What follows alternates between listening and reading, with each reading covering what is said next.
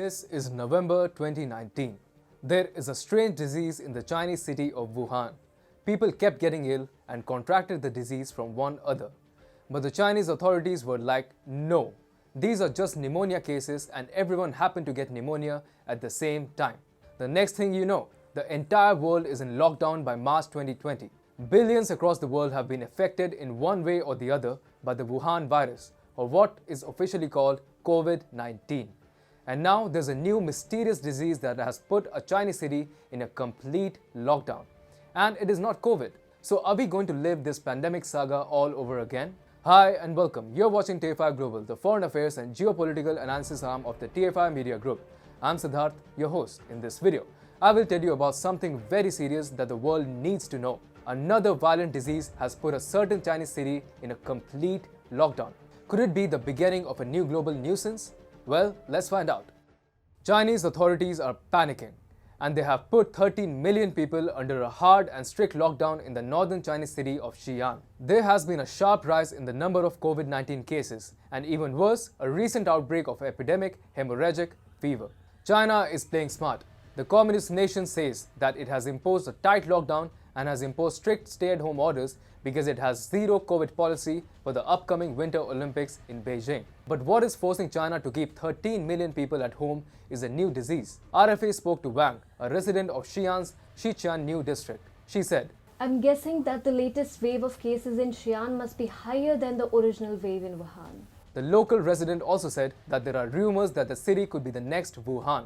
She added, no hemorrhagic fever was found in Wuhan in the early 2020, but Xi'an is now faced with a double epidemic. The local resident also said, everyone in China is paying attention to Xi'an right now. Now, what is this hemorrhagic fever? The CCP-controlled media does agree that there have been rising cases of the hemorrhagic fever, but it claims that the disease is non-life-threatening. You know, just like the CCP had passed off coronavirus as seasonal pneumonia. Global Times, a Chinese Communist Party mouthpiece, quoted a medical staff at Xi'an Hospital as saying that a patient with non-life-threatening hemorrhagic fever was admitted in the past few days. The CCP mouthpiece stated, hemorrhagic fever is a common infectious disease in northern China. It added, starting from October every year, some areas of Shaanxi, of which Xi'an is the provincial capital, enter the high incidence season of hemorrhagic fever. Meanwhile, the local residents stay worried. There is a viral outbreak threatening their lives, and then the lockdown is making their lives even tougher. Wang said, what I'm really worried about this time around is that we don't know how long this lockdown will go on for. There's the question of getting hold of supplies. Let me tell you something very honestly. China is lying again. And to be brutally honest, if people in Xi'an or in China try to raise alarm, the CCP would kill them. When it comes to the non-life-threatening label of hemorrhagic fever, even coronavirus was supposed to be a harmless disease that human beings could not transmit to one another. The next thing you know, the world could be talking about imposing lockdowns for spreading hemorrhagic fever. So yes, you got it right. This is something really scary happening in China. And even if it wasn't for hemorrhagic fever, the fact that the world has got physically integrated with China is in itself a very scary fact. Let me tell you why. China had never told its true COVID story. Even the initial outbreak in Wuhan is estimated to be at least 2 to 3 times more severe than a spate of pneumonia cases reported by the CCP officials.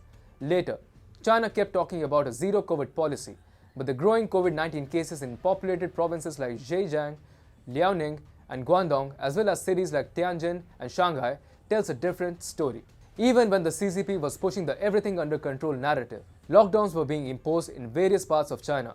Even Chinese ports were jammed for several months, leading to massive economic loss for the communist nation that thrives on exports. Yet, it is not the Chinese economy that we are worried about. China is about to host the Beijing Winter Olympics, which by the way have not been boycotted despite gross human rights violations in Xinjiang and Chinese belligerence on all its frontiers. So, athletes and officials from all across the world would be participating in this event, staying in China and potentially exporting the virus to their host countries from China.